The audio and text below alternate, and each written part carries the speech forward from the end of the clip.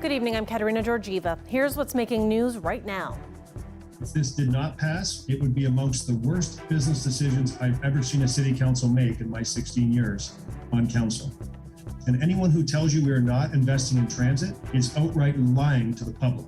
The expectation is that all of these recommendations that were painstakingly come to by really responsible stakeholders from within our university community will be put into action. When you experience a kind of marginalization and discrimination for so long, you begin to internalize it. You begin to have some low self-esteem. And that might actually affect the way you carry yourself during interviews. Thanks for joining us. Budget Day in Windsor. Council is looking at a proposed budget senior administration says is balanced. A slight tax increase in the face of mounting COVID-19 costs. Our Chris Ensing has been watching this marathon meeting. Chris, what can you tell us? Yeah, Kat, this meeting is still happening right now on Zoom. I've got my eyes on it as well. They're just getting into the nitty-gritty of specific items. The day, essentially, it splits into two. This morning, there was a budget presentation. It outlines how staff arrived at a proposed 1.8% increase in your taxes. That's about $60 for an average single detached tax home in Windsor. There's going to be a new fee that appears on people's bills in 2024. That's a storm water fee. They're still sorting out the rate, but it will pay for nearly $2 billion needed to maintain sewers and flood-related programs. It also sees big investment in supports for those experiencing homelessness, $1.3 million to hire more support workers and operating more supportive housing units. It essentially doubles that portion of the operating budget. There's also investment in Transit Windsor. The operating budget goes up by about 4%. Now, most of that is just to cover off the cost of increasing salaries and fuel costs. That's a theme in this budget. Now, it makes a bus route from Tecumseh Mall to Devonshire Mall to St. Clair College permanent, but it does not fund the 418X route. Now, staff call that the backbone of Windsor's master plan, an artery kind of route. It could cost $1 million. Council voted instead to change the Central 3 route. 3 of the councillors on Windsor's Transit Advisory Committee, they voted against that change today, saying that it actually makes the service worse. It's now passed. Mayor Drew Dilkens said that if it didn't, it would be the worst business decision made by a city council. And Chris, now it sounds like that's where the debate really starts. So what happened next? Yeah, Kat, that was where there were moments that took some councillors by surprise. Again, this is all happening on a Zoom call. Councillors Chris Holt and Reno Bordelin accusing Joanne Gignac of switching up procedures. So usually council would go through this budget line by line. But Joanne asked for a vote after a passionate debate about Transit Windsor's budget. Now, both Holt and Bordelin objected to that, saying that they thought this would be more of a line-by-line review that they've done in the past. Here's what Holt had to say.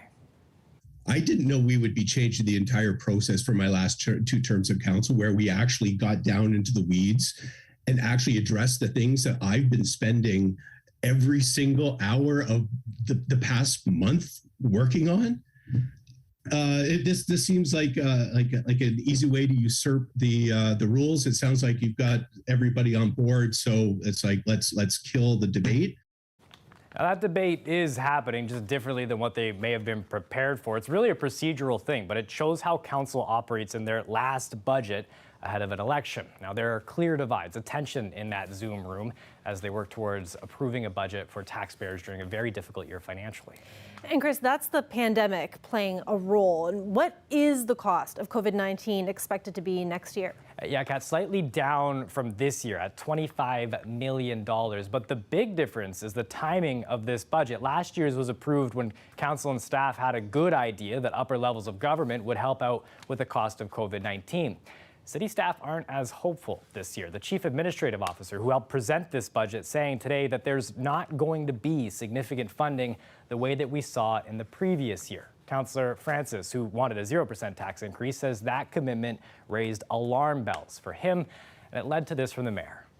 We have a $25 million anvil hanging over our head here that we hope to be made whole. We hope to have some funding come in because we're not the only municipality in this boat. In fact, I would argue any city of our size will be experiencing pressures as well, but there is no certainty that you will be made whole. Now, I did reach out to Windsor-Tecumseh MP Eric Kuzmarichek's people for an interview today to see what the federal government makes of all of this. He says he'll talk tomorrow. I'm going to head back now, catch the rest of this budget, which, if Windsor has to absorb that $25 million cost, could be more of a guiding document during a difficult year, Kat. Long day for you, Chris. Thanks for updating us on all this. CBC's Chris Ensing, live tonight. The University of Windsor needs to do more to address anti-Black racism at the school. That's according to a report just released by the school's Anti-Black Racism Task Force. It stresses that talk is not enough. The group has now made public its recommendations on how the university can better protect Black students on campus. And our Jacob Barker has seen the report and he joins us now live. Jacob, what is the task force asking for? Yeah, well, they are saying that the university needs to act. This is the time to act. And over the past few years, we have seen a number of instances on the campus where anti-Black racism has occurred, and that shows the need for action to be taken. Notably, an instance where a Black student who was initially banned from campus after getting into a fight with a white student, that ended with the university lifting the ban, apologizing to the student, and deeming the other student responsible for that, for being the aggressor in that fight. And he had been allowed to remain in classes that entire time. So that's just one of 5 investigations that have happened over the past couple of decades when it comes to anti-Black racism here at the University of Windsor. So, Jacob, what exactly is being recommended in this report? Yeah, well, there are 40 recommendations that the task force is putting forward that they can consider to make the campus safer for Black students, and some of those are as follows. There are consequences for racist behavior, establishing an office of Black student access and inclusion on campus, a review of the human rights, equity, and accessibility.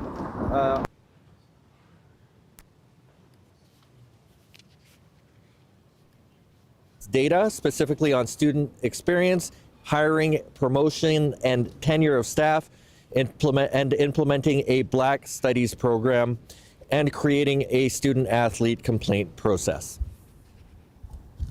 The report is a series of recommendations for change. It is a series of call to actions. It is a series of mandates for the future. The report in and of itself does exactly what the word report would imply. It's the news. It's only with mitigation and clear action based on this report that the university becomes a meaningfully safer space, and we appear less often on news programs like this for things that we're collectively embarrassed about and ashamed of. Now the ball is in the university's court when it comes to these recommendations, and Delia Deckard says that it has been a collaborative effort, and so she is positive about the implementation of these recommendations. And along with the release of the report, the president and vice chancellor of the school also weighed in, and he says, all right. We have much more to do. We need to continue and to listen, learn, and implement changes that will have a lasting and positive impact. We will establish an implementation team to carefully review the task force recommendations in order to develop plans to operationalize them. So he says that a plan of action will be made, and that will be done by the end of January of next year. Kat. Thanks, Jacob. CBC's Jacob Barker live tonight. A local professor is stepping up to help Black men find suitable jobs. She estimates the rate of unemployed or underemployed Black men in our community to be as high as 1 in 4. That's almost triple the general unemployment rate for Windsor-Essex. As CBC's Ashta Shetty reports, those numbers come as no surprise to members of the Black community. So I know I have the benefit of going across the border, where I'm more readily accepted, where people look at your experience and your background more as a value, and they treat you accordingly. This Windsor man has a master's in kinesiology and years of experience playing for the CFL with both the Toronto Argonauts and the Hamilton Tiger Cats. But despite that impressive resume, he's having a hard time finding suitable work in Windsor. There was a couple of times where I would use an employment service, and they wouldn't really kind of honor the experience or the educational background, and probably in most cases directed you towards more service jobs, more manufacturing jobs. It's something other Black men say they can relate to as well after having dealt with local employment agencies for years. They would just, kind of really relegate you to some menial jobs. Do you want this? Do you want that? And those jobs are very menial. And I'm sorry, it's just like, I cannot do it. I've done menial jobs before, believe me. This guy looking at. Badabo's advice for young Black men in Windsor: leave. Because there's nothing for them here. And I told them, if you stay here, unless you want to occupy menial jobs, which, do not even relate to what you studied in school. It's advice Monty McNaughton, Ontario's Minister of Labour, Training and Skills Development, disagrees with. I don't buy that. Again, we're moving mountains to lift people up, to spread opportunity more widely and fairly. We don't need every single person going to university. That's not the only way to be successful in life. Consider a career in the skilled trades. There's more than 140 to choose from. Professor Francisco Mordion stumbled upon the issue while interviewing more than 200 Black men for a study on HIV. She's putting on a new series of workshops in the hopes of helping Black men in Windsor find suitable work today. A good number of them, when they graduate from the University of Windsor, for example, they end up either working in the phone call center, the phone company like Sutherland. Some of them will have to go to Limited to work in the tomato farm. And at times that gets a bit very discouraging. Omarodion has gathered a team of professors and community group members to help host the workshop. She's hoping it'll help Black men in the community with the skills, guidance, and preparation they need to find a suitable job right here at home. Ashta Shetty, CBC News, Windsor. Turning now to COVID-19, the Windsor Essex Health Unit is reporting 263 new cases in the region over the last 3 days.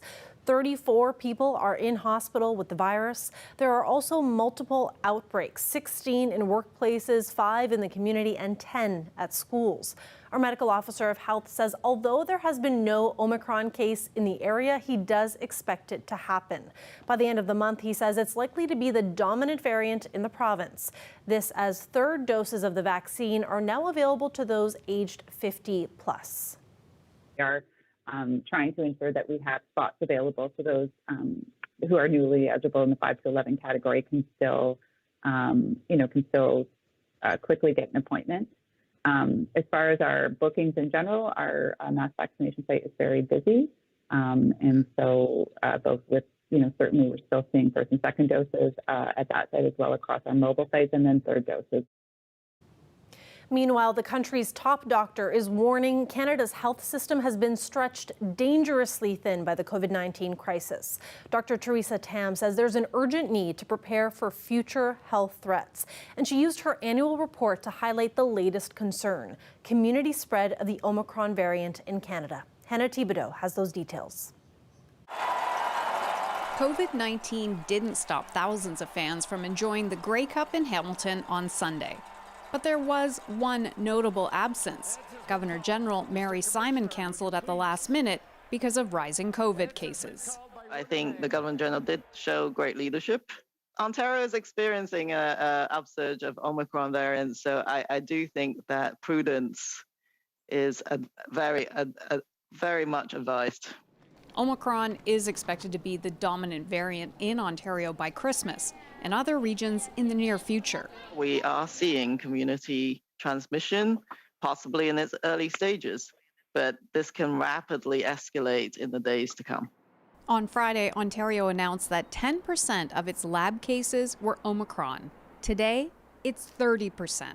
The cases double every 2 to 3 days, and this week we will reach, or may have reached already, it's not completely clear, 50% of cases caused by Omicron in Ontario. Kingston is already at that 50% Omicron mark and will limit social gatherings to 5 people, one of the strictest restrictions in the country. We may not have that dire need for a lockdown at this point, but we certainly have need for some very specific measures to reduce the social interaction and minimize the risk of spread. Nova Scotia has also detected several cases of Omicron, and pandemic rules will be tightened again as of Friday. I know the timing couldn't be worse with the holidays around the corner. We just seem to be getting some sense of normalcy back into our lives, and now there's a new variant and things are changing yet again. Health officials agree boosters will help blunt this new variant. The Prime Minister says the federal government has done its part in supplying vaccines. The logistics of rolling out those boosters to the priority age groups and eventually to everyone is being handled by the provinces, and we will continue to be there to support them. The National Advisory Committee on Immunization strongly recommends a booster for those 50 and older. And Dr. Tam says that committee will be meeting to discuss whether to update recommendations on booster doses. Hannah Thibodeau, CBC News, Ottawa. We turn to some bittersweet news now. Our beloved Tony Doucette, the host of Windsor Morning, has announced his retirement. Tony is one of the greats. He's always kind, always a pro. If you missed the announcement this morning, here's how Tony shared the news. We often break stories here on Windsor Morning, and they usually involve other people, but that is not the case this time. There are other things that I really want to do while I'm in good health. Alma and I, his first grandchild, is going to arrive in about 6 weeks.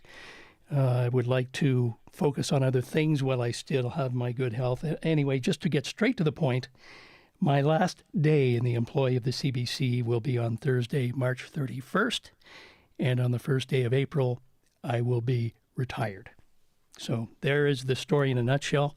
46 years, I think, is about long enough. I'm kind of looking forward to living the same life as many of my friends. So, I got into this business when I was 18 years old, and here I am at the age of, 63. I'll be 64 in February, and I think that for me and for my family that it's time to go. So there you have it, Peter. There's your scoop for the morning. We can run with that now? You can run with that now. Yes, you can. I've appreciated the past 13 years that you and I have shared these airwaves together, Tony, and wish you all the best when you move on to that next chapter. Has it been 13 years? It has. That's just a blink crazy. compared to your 46 years in total. Well, really. I tell you what, 46 years does not pass in what appears to be a heartbeat unless you've really enjoyed what you're doing. And thankfully, Tony still has a few more months with us before his last day. So make sure you tune in to 97.5 FM. Soak up as much as you can of his voice before he retires. Congratulations, Tony. We're going to miss you so much, but we're very excited for you in your next chapter.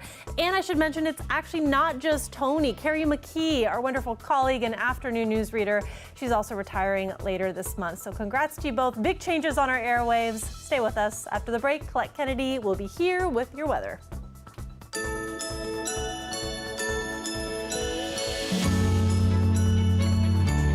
Hi, I'm Kelly Hoppy of the Saints. We're performing at Caesars Windsor on December 23rd to benefit area food banks. And here's another way you can help. Visit cbc.ca/Windsor and donate to CBC's Sounds of the Season food drive.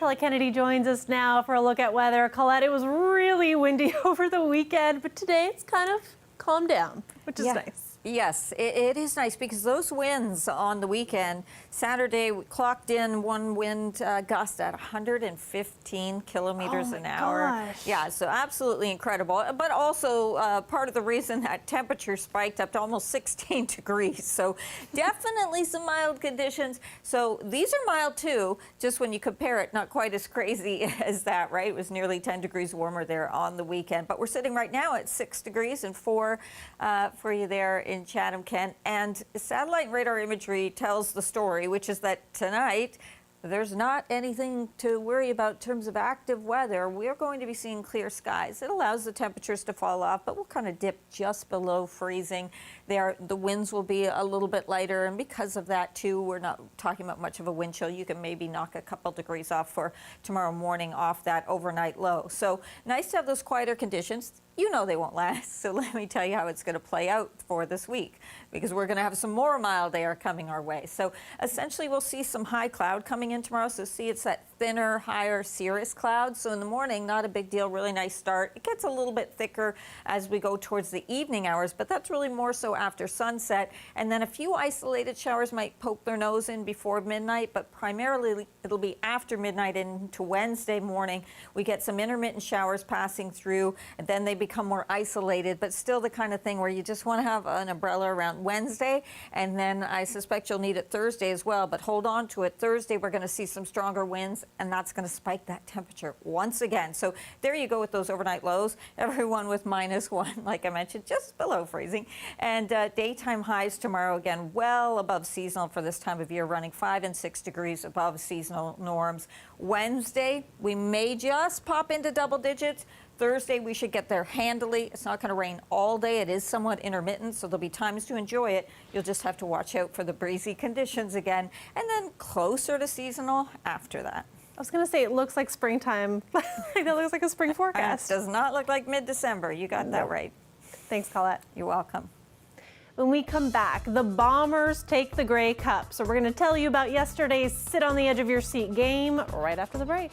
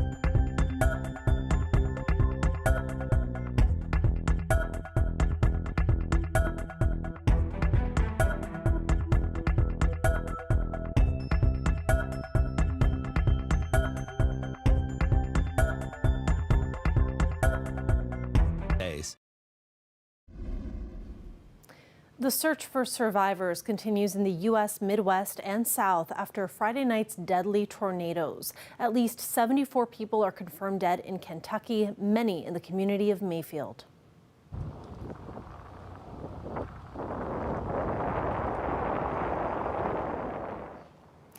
Kentucky's governor says the death toll in his state could exceed 100. Thousands of homes and businesses are still without power in frigid temperatures, and people are being told they could be without heat, water, or electricity for weeks. The twisters tore a 320-kilometer path through 5 U.S. states overnight Friday. At least 14 other deaths have been reported in Illinois, Tennessee, Arkansas, and Missouri. The NBA has canceled 2 games because of COVID-19, including a contest involving the Raptors. Thursday's game in Toronto between the Raptors and the Chicago Bulls has been postponed.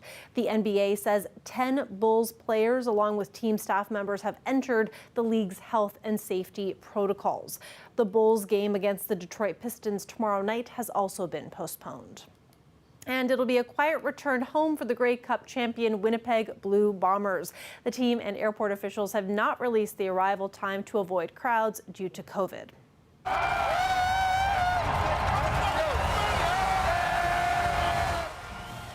The Bombers won their 2nd straight Grey Cup yesterday in Hamilton against the Tiger Cats, but it was a nail-biter. The game went into overtime before Winnipeg pulled out a 33-25 victory. That is it for CBC Windsor News. For news anytime, go to our website, cbc.ca/Windsor, and that's where we're going to have the latest on those budget deliberations. You can find that online. Thanks so much for watching. Have a great night.